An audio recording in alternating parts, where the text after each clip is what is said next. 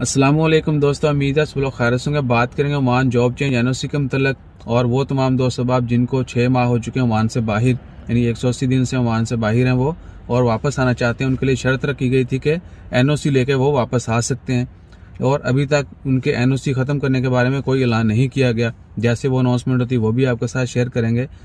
Main जो है वो है जॉब चेंज एनओसी।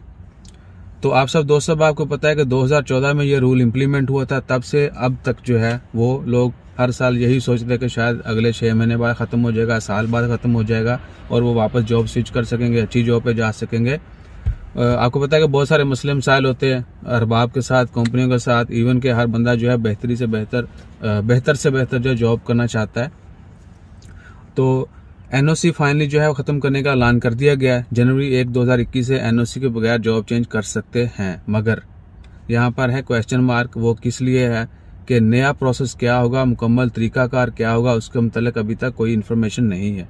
हम अपनी पहली वीडियोज़ में यही बताते हैं कि जब तक गवर्नमेंट की जानब से, man power, labour, Oman ROP की जानब से या स्प्रिंग कमेटी की जानब से अनाउंसमेंट नहीं कर दी जाती कि जॉब चेंज अगर आपने करनी हो तो उसका तरीकाकार ये होगा। पहले जो चीज़ें इंफॉर्मेशन शेयर की गई है उसमें यही था कि आपने अपना कॉन्ट्रैक्ट वो ख़त्म करना है। आपका अगर आपको टर्मिनेट किया जाता है तब भी आप एलिजिबल होंगे। अगर आप अपना कॉन्ट्रैक्ट जो है, एग्रीमेंट जो है एम्प्लॉय अरबाब के साथ वो ख़त्म करते हैं उसके बाद आप एलिजिबल होंगे, या आप रिज़ाइन करते हैं और जितनी भी कह सकते हैं कि आपका एग्रीमेंट है, रिज़ाइन के बाद जो नोटिस पीरियड है वो कंप्लीट करते हैं लीगली, यानी आप कंपनी छोड़ते हैं तो आप एलिजिबल होंगे।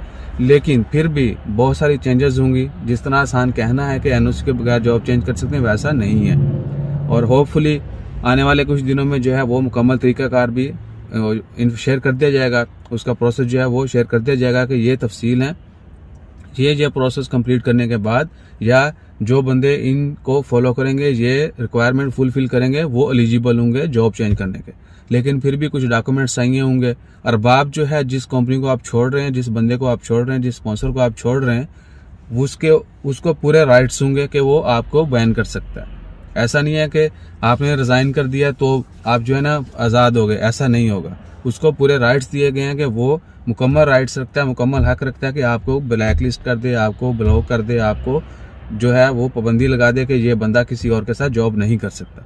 ये उसको पूरा राइट दिया गया और इसमें एम्प्लॉय को फ़ायदा होगा, लेकिन ज़्यादा एम्प्लॉयर को होगा क्योंकि उसने खुद अपनी प्रोटेक्शन भी रखनी है। बाकी ये है कि मार्केट में जो हो रहा है आप सबको पता है, और अरबाब, स्पॉन्सर, कफील जो है वो कैसे कैसे बिहेव करते हैं, कैसे कैसे ट्रीट करते हैं, ये सब दोस्तों आपको पता है। सब लोग एक जैसे नहीं होते, लेकिन मेजॉरिटी जो है वो यही कंप्लेन करती है कि भाई हमें तंग किया जाता है, हमें ये किया जाता है, हमें वो किया जाता है।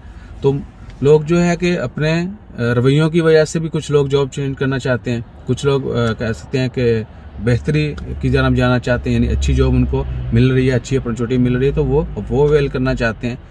फिर भी इतना आसान नहीं है कि एनओसी ख़त्म हो गया आप जॉब चेंज कर सकेंगे। इसके लिए आपको पूरा तरीकाकार जो है वो फॉलो करना होगा। अगर आप तमाम रिक्वायरमेंट पे पूरा उतरते हैं, तमाम तरीकाकार को फॉलो करते हैं, तो ही आप एलिजिबल होंगे जॉब चेंज करने के लिए। सो जैसे ही डिटेल इशू होती हैं वो आपके साथ शेयर करेंगे। लेकिन फिर भी अगर आपका प्लान है या मन में है या जो वेट कर रहे हैं, वो अभी कुछ भी मत कीजिएगा। जनवरी 1 से लेके जब तक अनाउंसमेंट नहीं की जाती, don't do anything and hopefully there will be good news soon. अपना ख्याल रखिए, दुआ में याद रखिए। जज़ाकल्लाह, अल्लाह हाफिज़।